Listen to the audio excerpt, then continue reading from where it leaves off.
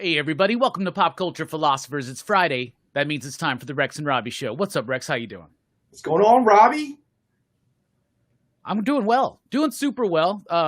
Real quick, we got to get the obligatory sports talk out of the way. Lakers are out of the play-in game now.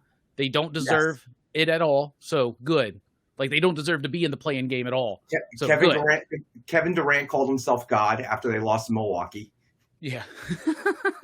So obviously these superstars are breathing in something that the rest of us should not be breathing in. But beyond that, turning it back to football, which I found surprising, I read this morning. Obviously, we all know yesterday that Bruce Arians retired or is leaving the head coaching position to a job in the front office, whatever that means. So now becomes the obligatory conspiracy theories is how much was going on under the scenes that caused Tom Brady to retire and then come back after 45 days, and then Bruce Arians moving from the head coaching job to a front office job, and then Bowles, the defensive coordinator, now the new head coach. You begin to wonder what was going on there. Yeah, I've heard that. I've heard a lot of people question that Tom basically was like, I'll come back, but I want that dude gone. And you know, all the drama that we were hearing about over the last couple of years and things like that, right? It's a shame. I mean, in a sense, like a boxer who doesn't know when to quit. I feel like Tom Brady is at risk now of taking his obviously Hall of Fame historic record as a QB and dragging it through the mud. And unfortunately, it's this. I'm going to retire. I'm not going to retire. This kind of thing. All of a sudden, Bruce Arians is out. I'm becoming less of a TV fan as this all begins to unfold, because I like Bruce Arians. I always have. Yeah. And now you're kind of muscling this guy out of a head coaching position, because everything that Bruce Arians had said prior to this was that he was going to coach until he dropped dead, pretty much. He was never going to leave put the headsets down and move along until he couldn't do it anymore. So I just find this all somewhat suspicious, and it's given me a reason to root against the Bucs. It really has. I don't need a reason, so I'm cool with it. But I wonder how Spilio thinks about it. Yeah, that's going to be interesting. I guess we'll find out Monday. He is all things Tampa Bay Buccaneers, so I wonder what his outlook. I'd like to know what his outlook on this, his take on this is going to be. Yeah, I'm excited to hear what his take is going to be. Of course, this is the Rex and Robbie show. We're going to be talking, about this stuff. Then we're going to Moon Knight. Well, we will be talking about who are the greatest comic book artists of all time. And we're interested in hearing what you guys all have to say. So leave a comment. When you leave a comment, you're entered to win a contest. That winner will be announced on Monday's show over at The Experience. Rex puts on a great show. With great collectibles and comic books and just great conversation. I'm there. A few other cats are there from that crew, and it's always a fun time. Great people in the chat. So we look forward to seeing you on Monday night, 6 p.m. Eastern time, to find out who wins today's contest. And, of course, we'll be drawing the winner of last week's contest as well tonight. So I want to say that I believe the fix is in with Robbie. Robbie had emailed me the topic of the day. And the email said, write down my 5 top comic book artists of all time. And Robbie creates a list of 20. Yeah, I get over 20. I feel like the rules and the parameters of the game were not fairly explained to me. But okay, that's all right. I do have a top 5 out of these, but I was like, there's no way we can have this discussion without naming like 30 names. You know what I'm saying? Like we're talking about the history of comics. Across the world, I'm just going to read verbatim Robbie's email to me. Today's topic: who are the greatest comic artists of all time? Bring a list of your top 5 comic artists. Doesn't say 20. Doesn't say 25. Says 5. Okay, just saying. All right. I wanted April Fools. Oh, good one. I see what you did there, Robbie. Very well done. But we were going to talk about Moon Knight. So yeah, let's talk about Moon Knight. Did you like it? You know what? I have to say, so we had a discussion about it on Wednesday, and obviously I hadn't seen it at that point, and we didn't drop any spoilers because it had literally just been released, so we didn't want to ruin it for everybody. But I did read some reviews that day, And I would have to say that the reviews were cautiously optimistic. It was very guarded. I noticed that. And almost every reviewer had the same kind of impression. And after watching the first episode, I would agree with most of these reviewers. I felt that it was slow. I mean, I really just felt like it was slow. I understand there's a lot of backstory that they have to, cover, but it just felt like the whole episode was him obviously having his multiple, identity crisis back and forth, and then scenes of beat up people that he regains consciousness, whatever you want to call it, and then a little bit of action at the end, right? It was well done enough that certainly I would watch the next episode, seeing how this unfolds and kind of giving it a pass. But I see why the reviewers were guardedly optimistic. Yeah, I came across like, it wasn't the end all or the all that, but it was good enough to keep me saying like, I want to see what happens next week.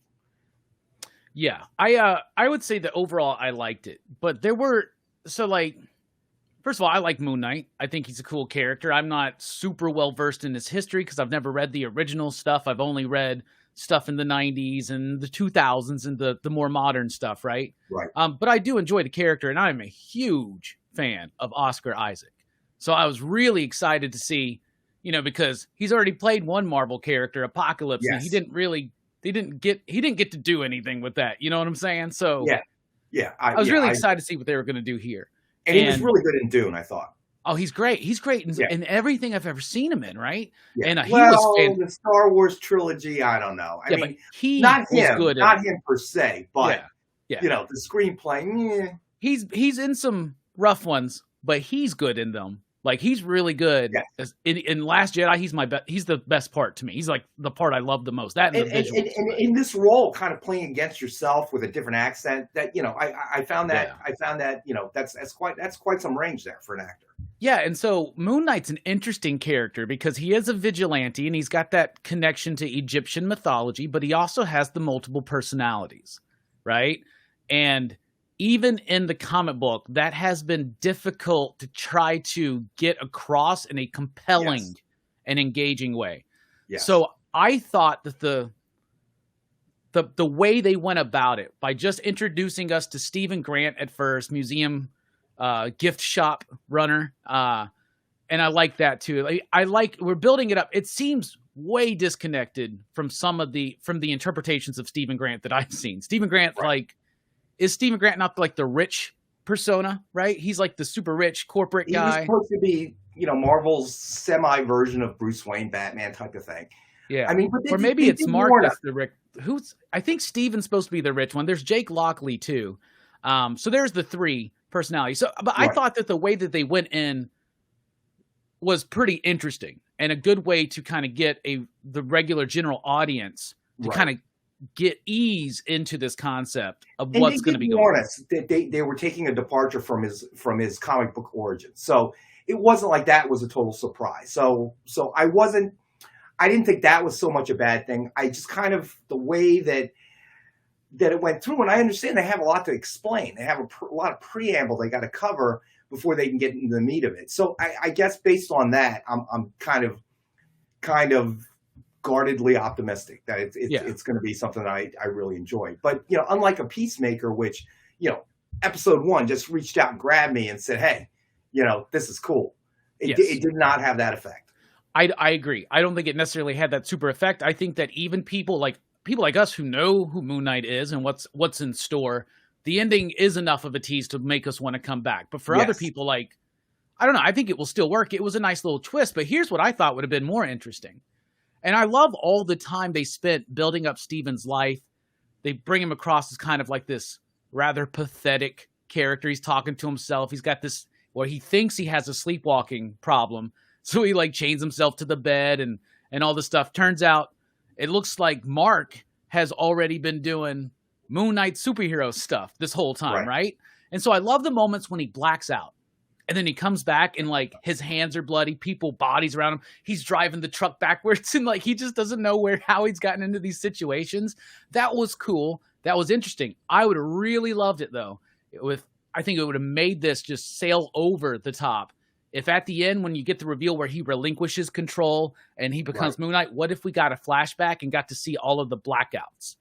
You know what I'm saying? Like, got to see That's them. interesting. Yeah, oh, that's actually a very cool idea. Yeah, I would definitely like to see that. You know, fill in the gaps.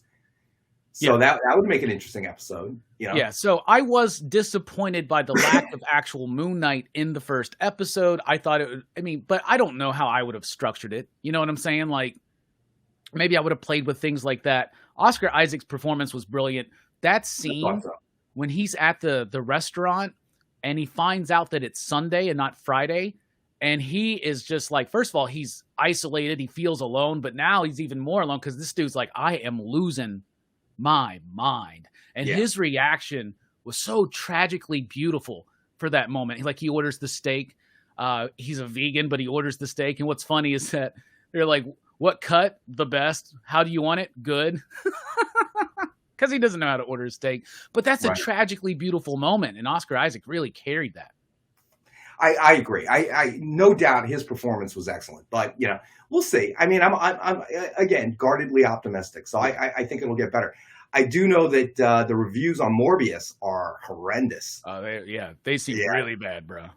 Yeah, that reaction was not good. So that's a little disappointing. This is one I'm definitely waiting until it comes out on streaming or something like that. Right? You know, like I don't want to. Though at least I hear it's less than 2 hours, so that's good because it could be like every other comic book movie nowadays and be 2.5 to 3 hours. 2.5 hours, yeah, minimum. But I thought Moon Knight was all right. More funny than I thought they were going to go. Thought this was going to be a bit darker, more serious, somber type approach, and still keeping it light, breezy, and funny at times. But the potential to be brutally violent, we'll see. Yes. So we'll see. Let's get through episode 2, and I think we're going to have a clear picture. Absolutely. All right, now it's time for the topic of the day. Who are the greatest comic book artists of all time? And I think the way I'd like to do this, Rex, like you do number 5, I do my number 5, and we'll then 4 and 4, like something like that. Sound good? Well, yes and no, because my list is kind of unusual. All right. Okay. So that might not work because the first 3 on my list have a lot to do with the effect that they've had on comic books, you know, MCU, DC Universe, whatever you want to call it, but their overall effect to the industry and the lasting effects of their work, I think. Okay. And that's why they would cover my top 3, in that they've had a fundamental, just overall effect on where this has gone. And without them, none of this would really exist. And then the other 2 are more of a personal choice. Okay. Yeah. So go ahead and run however you want to do it. Run through your list then, because I'm very curious to see what you've picked out. All right. So for my list, number 1 has got to be Jack Kirby. All right. Because, and beyond everything else, I mean, you're talking about the guy who created Galactus, Fantastic Four, Iron Man, Avengers, Doctor Doom, you know, Thor, and so many others. And look at what that's done in present day. I mean, beyond the billions and billions of dollars of movies it's created, it has created a movie genre, has pushed it to the forefront, and none of these things happen without Jack Kirby, you know. And I think for me, there's also a very sad element to it when I choose him, because it is the ultimate story of big corporation against the little man.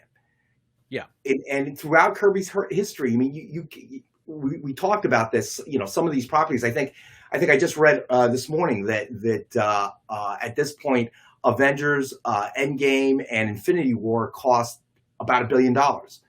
Cost Marvel about $1 billion. Okay, now what did they take in? Far more than that, obviously. So you're talking about a property, an intellectual property that's worth billions and billions of dollars. And I can assure you, and I I don't know this for a fact, but it's a safe assumption. Certainly, Jack Kirby and his family never saw $1 billion in his entire lifetime. And from this man's mind was born all of these properties that people are getting rich off of. Mm-hmm. And to me, that is a very ugly side of this industry. Is that these creators have never really profited or benefited from something that's their own creation. Yeah. And a lot of that has to do with why image exists. The shift in the '90s where more attention was paid to the creators, and pulling away from the characters themselves a little bit, and that was totally justified. That was a totally justified move, and so to me, that's why Kirby has to be, obviously number one on my list, and then obviously number 2 and 3, very much the same reasons. Jerry Siegel and Joe Shuster. All right, I mean, Superman really has to be. You have to look at it as the beginning point for all that we appreciate, experience now. They created an enduring character that to this day is still lasts. And then obviously Steve Ditko, Spider-Man, now Doctor Strange. So these top 3 for me are always going to be the greatest because of what they contributed to the industry as a whole, and characters they created, and to a large extent how they were never fairly compensated, them or their families, for the creation and a movement that started all of this. So that's why they're my top 3. There was this there was a cartoonist kayfabe video recently where this their dude had brought in some World War II era Superman memorabilia and comics and stuff like that, right? And they were talking about, like, that was peak Superman. They were talking about 3 million people read the comic book, 20 million listened to the radio show, like 50 million or 30 million, something like that, got the newspaper strip. And we're talking about an America that didn't have as many people as we do today. Yes. Like, that's insane how big Superman was. And they just, I mean, they didn't see that, they didn't see that at all. In fact, they eventually got replaced on their book. Like, that's I still watch, crazy. Early on Saturday mornings. I forget what channel it's on. It's believe it or not, when I pick up over the airwaves, Heroes and Icons, H&I, and it's a local channel here, 2.4 actually, if you have a digital antenna, an aerial, and there are episodes every Saturday morning of the old George Reeve Superman, and I watch it in black and white, and then when they went to color for a little while, you can't say enough about how enduring these characters are. Steve Ditko, because of Spider-Man was one of, during the turn of the millennium, during that period where I would say it was touch and go. You didn't have the MC universe, you didn't have Iron Man suddenly come out and all of these things happen. It was kind of a who knows where this was going to go. X-Men did well, Spider-Man did well, and then there wasn't a whole lot. And then you have your Fantastic Four disasters that seem to come out. And then eventually it turned around. So, for me, these guys have to be legendary because they created these enduring characters that we still have an appetite for, and not just comic books, but, big budget movies now. Oh, absolutely. So to me, there can really be no comparison. You can argue there's some other creators I may have left out because I was told 5. So, I cut my list. If I knew that basically it was just a helpful suggestion, I may have thrown more on there. But, Stan Lee, not so much obviously as an artist, but, I got to give him credit. It was a singular push on his part to kind of get us this point as well. So, I mean, you definitely have to kind of mention him because, granted, he was a writer. He wasn't, really an artist, but he had a belief that it could be like this. And through horrible Corman movies and he never gave up. He kept seeing this vision and eventually reaching that vision. And a lot of pitfalls, a lot of, I'll never forget that Captain America TV miniseries was just where he had the clear shield and it was just a muscular blonde guy. It was just bad. Yeah. I watched it, but it was bad. Or the Doctor Strange movie from back in the day, or the Nick Fury movie with David Hasselhoff. Oh yes, the David Hasselhoff. Oh my God, I totally forgot about that one. I repressed that memory. But even after those pitfalls, he kept pushing, and now look where we are. Yeah. That to me is an incredible thing. So those are my top 3. Honorable mention to Stan Lee, Roy Thomas as well. I have to honorable mention. I mean, these guys have had, a significant effect on everything that exists today. So you have to give credit where credit's due. Oh, absolutely, absolutely. So what? So you want to do a few? What's that? Because you want to do a few. You got a much bigger list than me. So. Well, I want to know now, what are your well, first of all, I have Kirby here as well at number one. I think. Kirby's number one, 100%. Like, I mean, you got 150 names written down, so I would imagine. I mean, that would be a whole different. But without a doubt, first one that comes to my mind when I think of the greatest comic book artist of all time, because this dude is the reason we have comics. Like, I mean, Siegel and Schuster with their creation of Superman, that set a big precedent right there, and that's success too, right? Yes. But even going back into that golden age, the work of Jack Kirby co-creating Captain America, right? And then moving on through doing steady work, romance comics, Westerns, all kinds of cool stuff, monster comics throughout the 50s over at Atlas, right? And then well into his career, you know, like usually now we're like, okay, the artist, this guy's been working for 20, 30 years. He's done. He's past his prime. No. Then Jack Kirby creates the Marvel Universe along with Stan Lee, Steve Ditko, and others, right? Like Fantastic Four, you know, the Avengers and all these amazing characters, the X-Men, Hulk, you know, it's like, it's insane the output of Jack Kirby in the 60s. He was doing like, he's got to be on average of doing like 5 to 7 pages a day or something. It's ridiculous, right? And literally, he was just trying to earn a living, you know, so that was the other thing, you know, so probably he became very prolific because he needed to get paid. Exactly. You know, he had a family at home, which, you know, is obviously another discussion altogether, but. Yeah. And then I think some of his best work came in the 70s. I mean, this is a dude who's been doing comic books since the 30s, 40s you know, like, and in the 70s, he's pumping out some of his best work, I think, because he doesn't have anybody trying to control the Vision. It's all coming out, and it's New Gods, it's Mr. Miracle, it's the Demon, it's a Commandy, it's a crazy output, OMAC, of even more insane energy. And it's not just the artwork, it's the ideas associated with them, right? This guy was an idea machine. You know, if Hollywood latched onto him, like if he was around today and they could latch into that, there's so much new. Jack Kirby always did new. That's what's crazy. Agreed.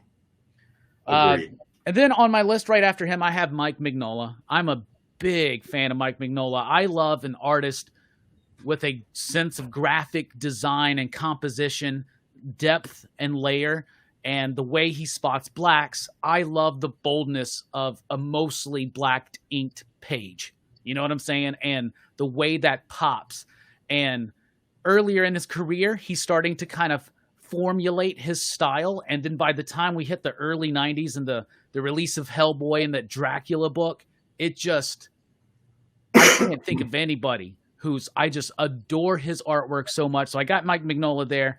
After him, I got John Byrne, because I am a huge John Byrne fan. That's the first name in comics that I knew outside of Stan Lee. Being a kid and knowing who John Byrne was. This is the name on those Fantastic Four books I love. This is the name on the Superman books that I am adoring right now. So John Byrne, look at and we're talking about a dude who was doing 2 to 3 books a month throughout the 80s with full rendered backgrounds, great perspective. Of course, when he works with like Terry Austin, the inking is really there. But even when he inks himself, I adore John Byrne. Like so much that like I was a kid reading X-Men. Probably shouldn't have, but I was reading X-Men because John Byrne was like my first favorite comic book artist. So I will always hold a candle for him. Well, what's interesting is he is actually number 5 on my list. Okay, nice. As I told you, the last 2 were personal. So for me, you know, the age of going into a comic book shop, there was a local one that used to be on my way home from school. A whole bunch of us would hit it. You know, none of us ever had enough to buy more than 1 or 2 copies. So there was real decision-making process, right, that had to take place. And for me personally, John Byrne, and of course with Chris Claremont, redefined the X-Men for me, okay? The artwork, the characters. And so for me, he was someone who made a very large imprint on my brain as a young man or as a kid, going to a comic book shop and picking up titles. You know, I would just want to see John Byrne's work. So he would definitely be on my list of the top 5. So I'll give you my number 4, and then you can tell me your list. So number 4 would also be part of my childhood, is Neil Adams, because in a way, I remember, I don't know how I conned my mom, but I really kind of got into Batman. My mom bought me this hardcover, and it was an interesting hardcover. It covered from, the original Bob Kane all the way through into the end of the 50s. So you had this very kind of goofy, kind of almost like a TV series, a kind of campy sort of Batman. And then Neil Adams shows up and completely redefines, the character through his art, the story arc, all those things. So those two are most memorable in my childhood, Neil Adams and John Byrne, and through that. So those two choices are very personal for me. Oh yeah, they're the way that Neil Adams started using certain like anatomy, and like he brought something to that table in the Bronze Age that kind of changed things up a little bit. Like, and then John Buscema, I think, would be the bridge, from that from that Silver Age into the Bronze Age. But like Neil Adams, once we see that, we're getting realistic looking heroic figures. We're getting really cool stuff, big panels. His work with Denny O'Neil on Batman and over at Green Lantern, Green Arrow, that's just monumental stuff. And then had a very successful career as an illustrator outside of comics for very good reason, No, agreed. So that's my list of 5. That's a very fantastic top 5. I really, really respect that. For me, after John Byrne, I got Frank Miller. Oh, of course. I love Frank Miller. I would have put him on my list, but I was told 5. Okay, if you notice, I'm only going on my top 5 right now. I'm just gonna. No, I know. Yeah, I like, but yeah, okay.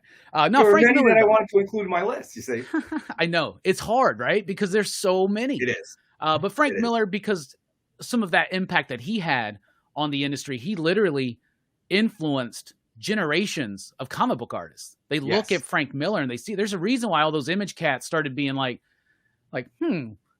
Okay, so Frank Miller doing his Daredevil work, his Batman work in the 80s, all that stuff's great, okay? And the way he's able to tell story, the way he's able to use negative space, do a different composition, you see other people start mimicking that. Like, I love the use of open space in his Wolverine series with Chris Claremont, right? Like, I love that stuff. And then his artwork evolves, and he gets into a more complex, detailed, dense style for things like Dark Knight Returns, right?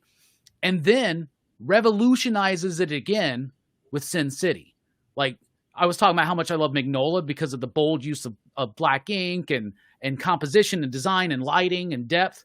Bruh, Frank Miller, when he launches Sin City, it changes the game. I mean, all of a sudden, Jim Lee, Rob Liefeld, they're like, they're starting incorporating some of that kind of stuff. And he also has a great understanding of telling story visually, right? That is fantastic. Sin City, dialogue-wise, is cheesy as hell. I think that's kind of intentional because it's trying to reference like an old hard-boiled detective type style. But he's just absolutely amazing, I think. And now other people can say he's not quite what he used to be. He's obviously gotten up there. I think he has some problems like with steadiness on his hand or whatnot, but I adore Frank Miller. And then after him, all right, go ahead. No, I was going to say Frank Miller would have made my list, but I had to make a choice because I was told there was only 5. And Frank Miller, very much like Neil Adams, redefined the character in through his art and through his storytelling. But that was later in my life. Neil Adams had a very influential kind of effect on me because I was much younger at that point and watched the 50s Batman evolve into that. Yeah. So that to me, so if I had to make a choice, I had to pick Neil Adams because, obviously I ran into and appreciated his work much, much earlier on than Frank Miller. But I agree with everything you're saying. He's another artist that essentially redefined how you look at a particular character. Yeah. And turned him even darker, which was interesting. Yeah, absolutely. Right. And redefined how to visually approach the medium, you know, and exactly. Just changed. People were like, whoa, this Sin City stuff, it feels so new.